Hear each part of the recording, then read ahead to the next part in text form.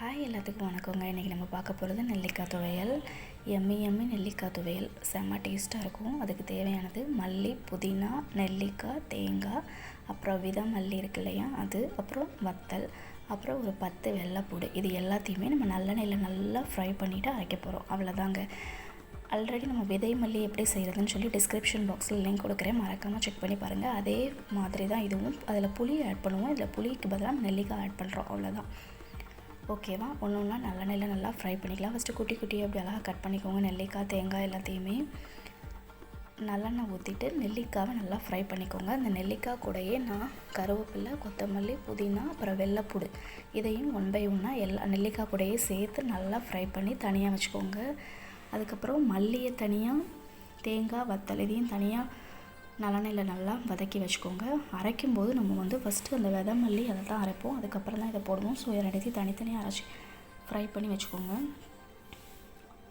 இது எல்லா ஒரு வெரைட்டி ரைஸ்க்குமே ஒரு அருமையான காம்போ. தயிர் சாதம், சாம்பார் சாதம், புளி சாதம், அப்புறம் தேங்காய் சாதம், நெல்லிக்காய் சோறு, சாம்பார் சாதம் எல்லாத்துக்குமே ஒரு அருமையான காம்போ.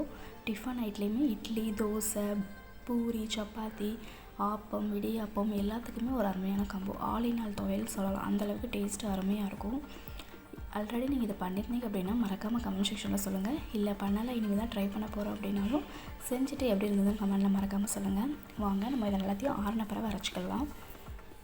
ஃபஸ்ட்டு நான் அந்த மல்லி, வத்தல், தேங்காய், வெள்ளைப்பூடு இருக்கு இல்லையா, அதை ஃபஸ்ட்டு அரைச்சிக்கிறேன். அதுக்கப்புறம் கருவேப்பிலை இதெல்லாம் சேர்த்துக்கலாம். அரைக்கும்போது ஃபஸ்ட்டே தண்ணியெல்லாம் சேர்த்துறாதீங்க. ஃபஸ்ட்டு நல்லா கொரன்னு அரைச்சிட்டு தேவையான அளவு உப்பு போட்டுட்டு அதுக்கப்புறம் நம்ம அந்த கருவேப்பிலை, மல்லி, நெல்லிக்காய் இருக்குல்லையே அதையும் ஆட் பண்ணி தண்ணி அப்பவும் சேர்க்காதீங்க. நல்லா கொரன்னு அரைச்சிட்டு லாஸ்ட்டாக கொஞ்சம் கொஞ்சமாக தண்ணி சேர்த்து அரைக்கணும். அப்போ தான் நல்லா மையாக வரும். இப்படி நல்லா கொரன்னு அரைச்சிட்டு இதுக்கப்புறம் தண்ணி சேர்த்து கொஞ்சம் கொஞ்சமாக தண்ணி சேர்த்து அரைங்க. அப்போ தான் நல்லா இப்படி நல்லா பேஸ்ட்டு கன்சிஸ்டன்சிக்கு நல்லா அருமையாக வரும். ஓகேங்க, உங்களுக்கு என்னோடய வீடியோ பிடிச்சிருந்தா மறக்காமல் சப்ஸ்கிரைப் பண்ணுங்கள். பக்கத்தில் இருக்கிற பெல் ஐக்கானை கிளிக் பண்ணிக்கோங்க. எப்படி இருந்துச்சு என்னோடய வீடியோ அப்படின்னு மறக்காமல் கமெண்ட் செக்ஷனில் சொல்லுங்கள். இன்றைக்கி எங்கள் வீட்டில் மார்னிங் பிரேக்ஃபாஸ்ட்டுக்கு சுவையான ஆப்பம் தான். ஆப்பமும் இந்த துவையலும் மட்டும்தான், வேறு எந்த குழம்புமே இதுக்கு தேவையில்லை. சுட சுட 2 ஆப்பம், இந்த துவையல், நெல்லிக்காய் துவையல், அவ்வளோதாங்க. நைட்டுக்கும் இதே வச்சு அப்படியே மேனேஜ் பண்ணியாச்சுங்க. நைட்டுக்கு முட்டை ஆப்பம் யாருக்கெல்லாம் பிடிக்கும்னு கமெண்ட் செக்ஷனில் மறக்காமல் சொல்லுங்கள்.